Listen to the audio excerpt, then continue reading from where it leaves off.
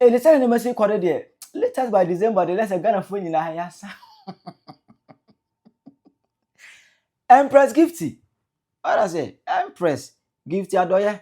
Abe clash with bloggers. Ghana bloggers are trouble colors. Edmund into my effa. Video be a go viral for children say, oh, Empress Gifty or making fun of Nana Ama McBrown with say kutu, say bab, where you mudi dibia. Where you for that dibia. What I say? I just want on Her Excellency Nana Ama McBrown and Nana Ozin Hofel.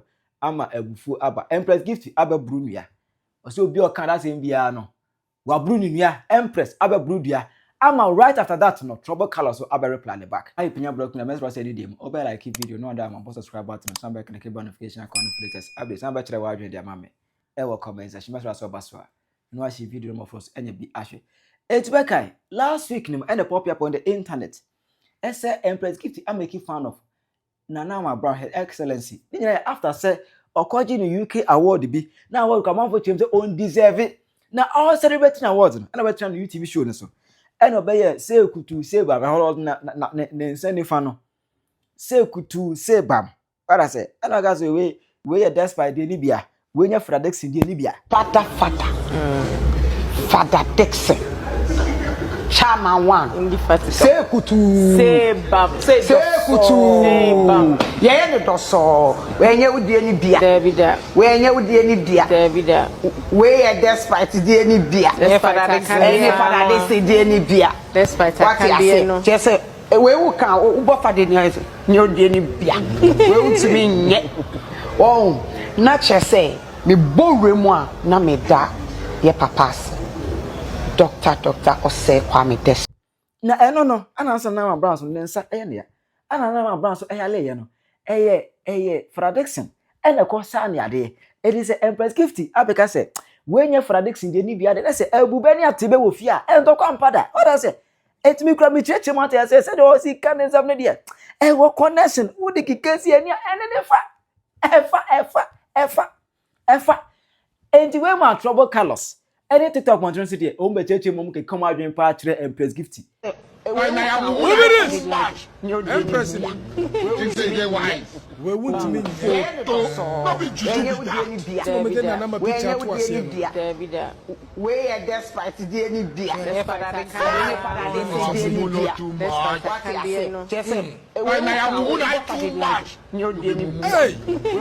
Empress, you need a Sraquatia.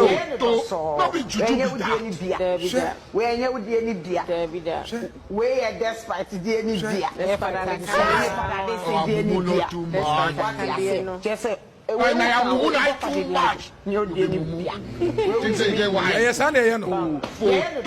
Ragazzi, asamaba.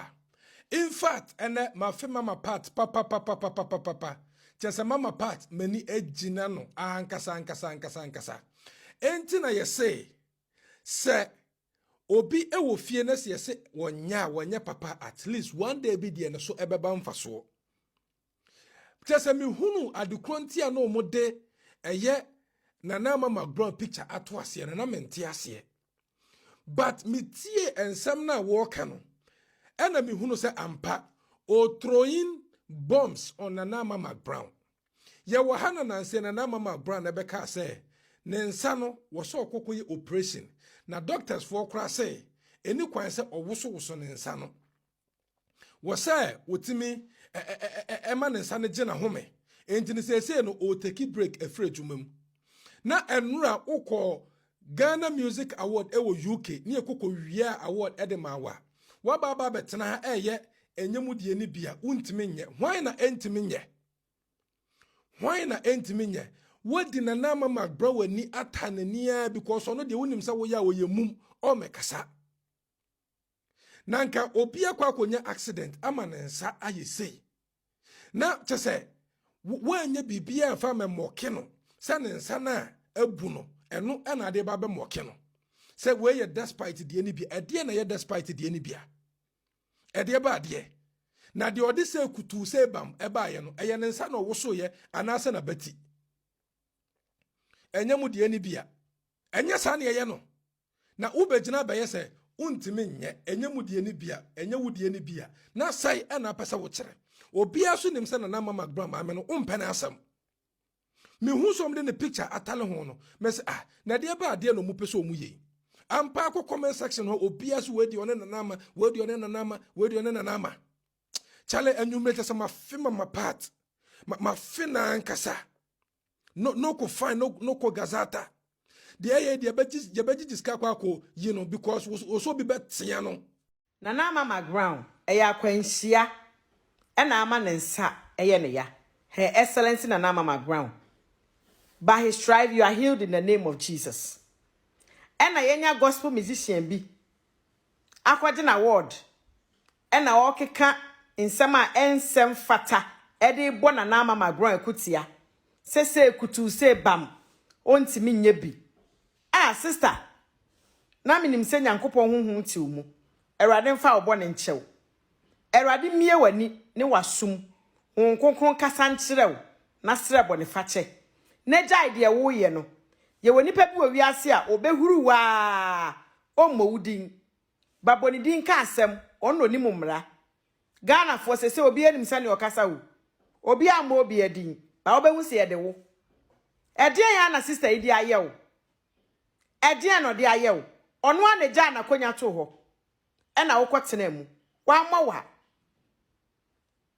mawa ni amu bi kura mpo nim se na konya wo ja to ho a wokotena mu no na nka okra obetimi ni na ye pe sa na Nana Ama McBrown Her Excellency oni competitor bia wo Ghana ha obie ni wa ye nya ne seso wo Ghana ha da Nana Ama McBrown odamufu a obie ntimi ni nko competition dabi oni competitor me na me ka me kire wo oye under monopoly yes ono nko a wodamufu a oye the odd one among you all di obetumi aye no obi ani Ghana ha obetumi aye me afia ye bo a mesew na nka ene sen obi anya akwanhia ente sei na se wokwaje wa woda utimi de kasantwie akutia kasa edi huru no yesi se wunyi ya ye nsra kwatia ehe na wadu a obi anya akwanhia ne nsem abu na enei ogusu ti hu ni suo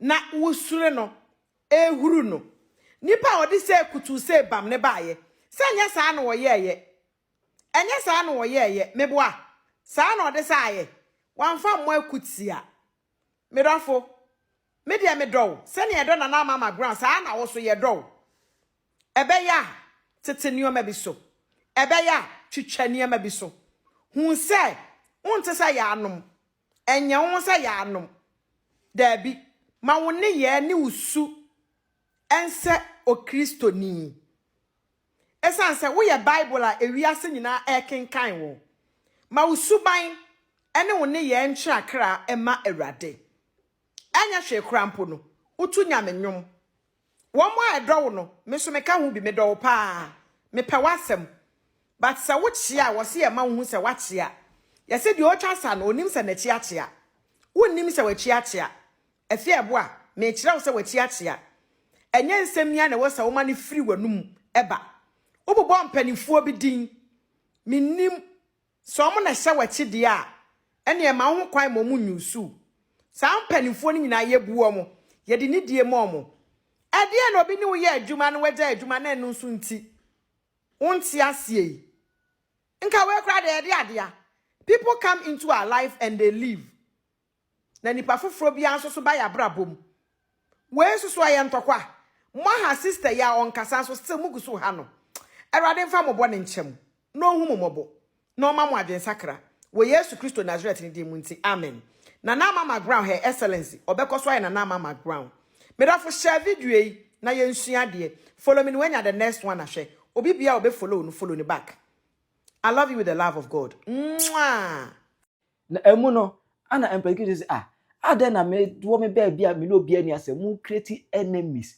for me Nana Ama McBrown ten e wa ba bru ni otirem say obi biara wo kan that or shares an common ase eye trouble colors mo no omum sha ase no ene what is some hwan some 90 some 10 some no me say tam so obone mpaye bi oni baby ode ne ho akose oni nsem bi a woka me ade ba ko a me hu wo me ho ene se me sore na me nya abotre start se me bom mpaye eya mo stadium se me start se me tro no spiritual ma mo fa me ni agoro cause eya na ma divert ade no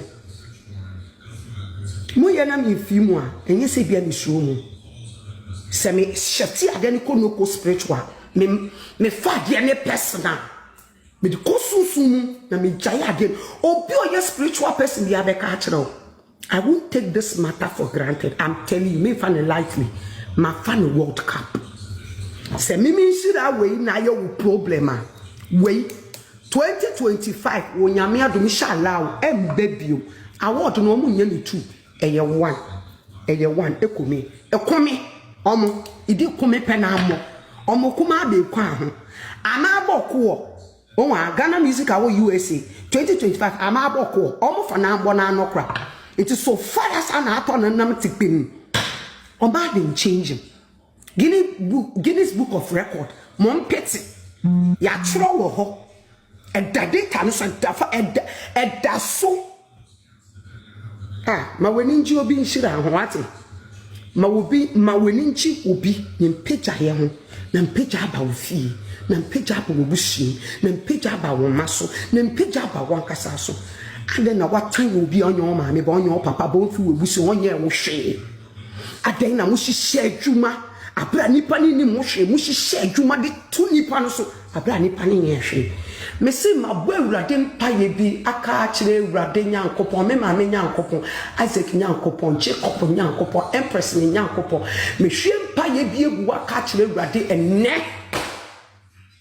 So I'm sorry. My catch Radin, so I'm sorry. One yatin and money. One watin, but one yatin money. My bomb paya catch the rat say, I no be sorry what me Empress Gifty, memeso. Ratin judging in any background. Semi phone and will be a Tommy and Mawo. Now they shall, my dear way your fate. Now they shall. Seven me, you won't yank open. That will bush my cup and what will brave Bianca when each him. Now best solid yammy. I brought me solid tiao. Me more within me can't was some. No nipper doesn't need to meet snazzy. I for 1 minute video. It is same anyone. Me say, Unumusion poa, Unumusua be jack yet ya. A free and ne echo. I get a friendly pain. Enchanto so ade odi ayeme no me ye friend ube swatch ube cash everything you have done to me and my brand ube cash you will test it ube cash because man ke bi ashim ma twini ni ho min ke bi shemu but was sorry someone 109 was sorry me be someone 109 akire rade. Me be someone 109 me the actually ready. Some men can't she no what done one who chant to me Empress me class. Actually ready Yankopon say. One man put to war and found. A Bible already. Psalm 55. Bra 12, 13, 14, 15. Abra David tina see a who sahito fela solietiano. Bible say na David who say asem ayito for beka bia na ye Nyankopon adwene.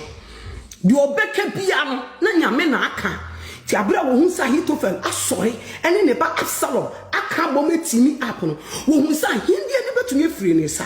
Wo hu sa ne bebe betumi free ne sa. Wo hu no say na japade betumi ahwere no.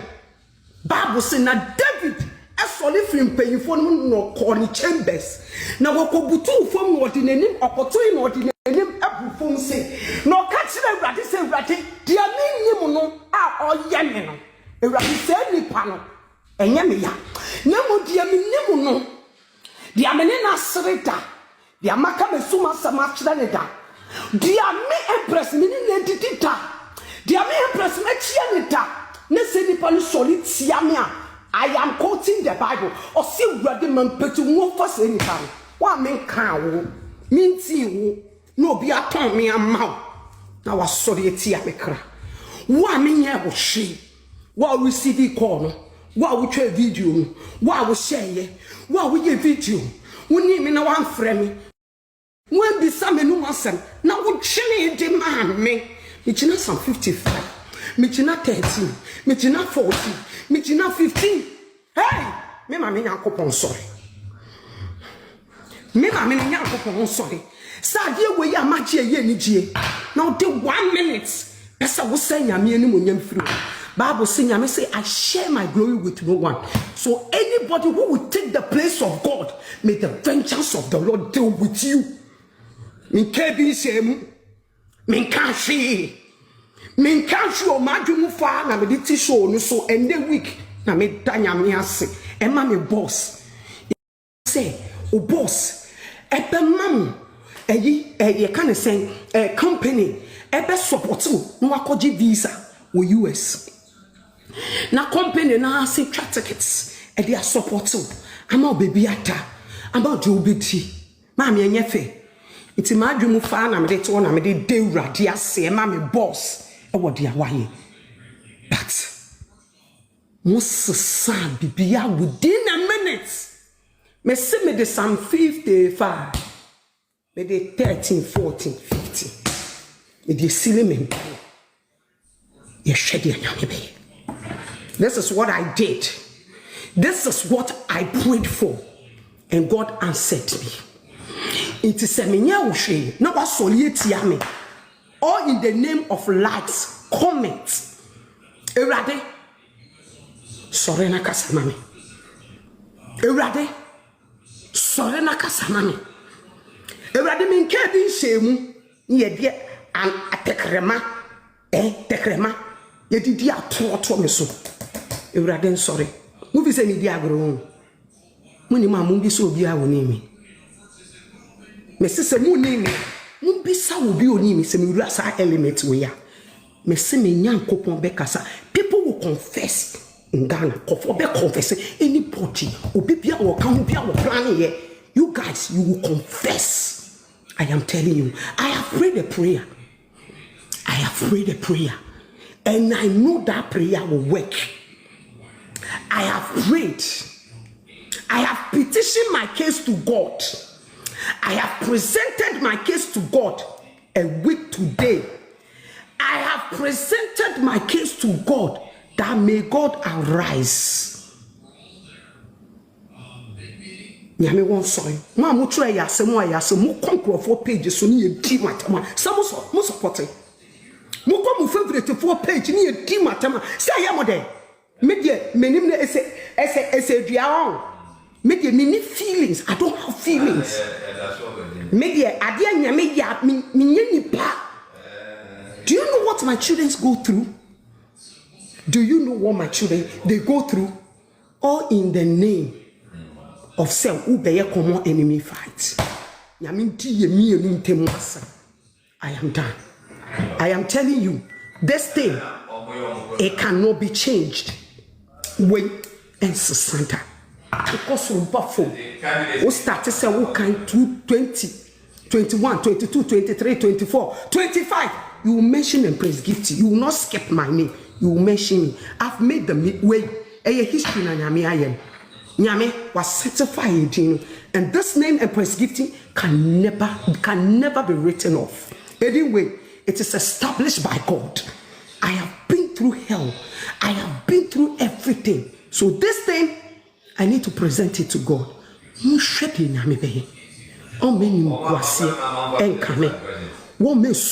Into me. Watch me.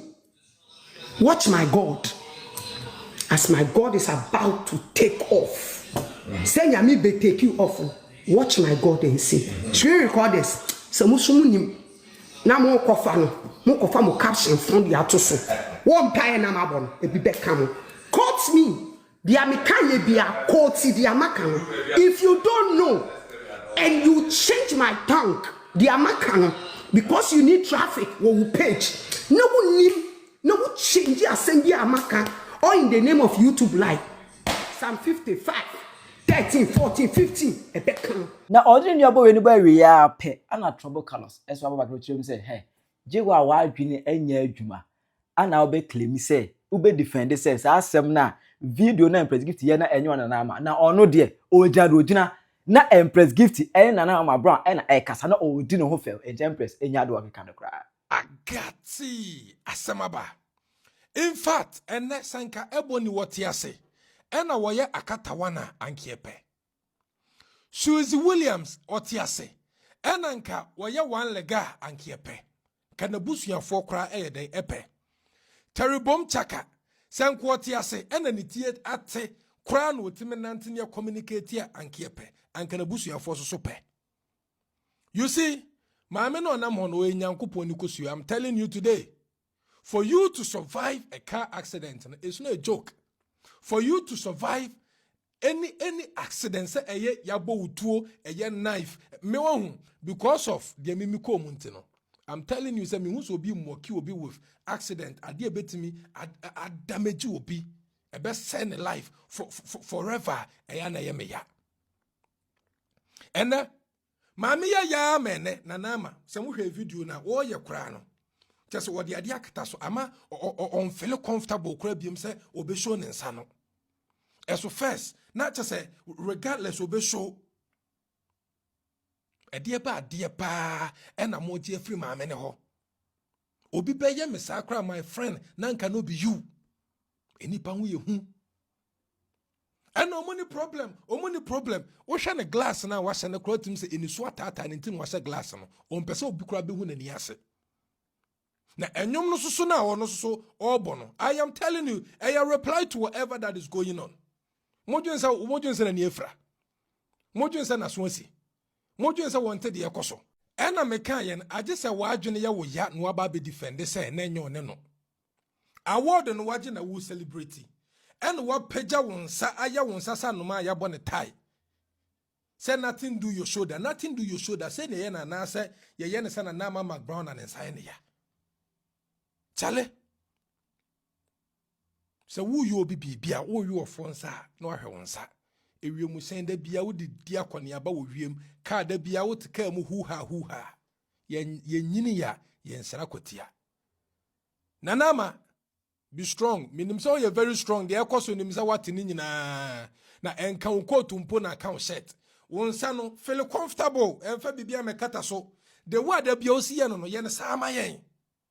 Ye one and only Empress wa upgrade the akwa her excellency. Oje say asem ketwa. Hey, ya de enye izo abusia. Edi abro de say we ga do abro si koso no. Say di abro si paso no enye ize. Ukata do we ja ubewu. Ubeta atre wa dwen ama me. Ewo comment section. Aha Penyah Media. Akra.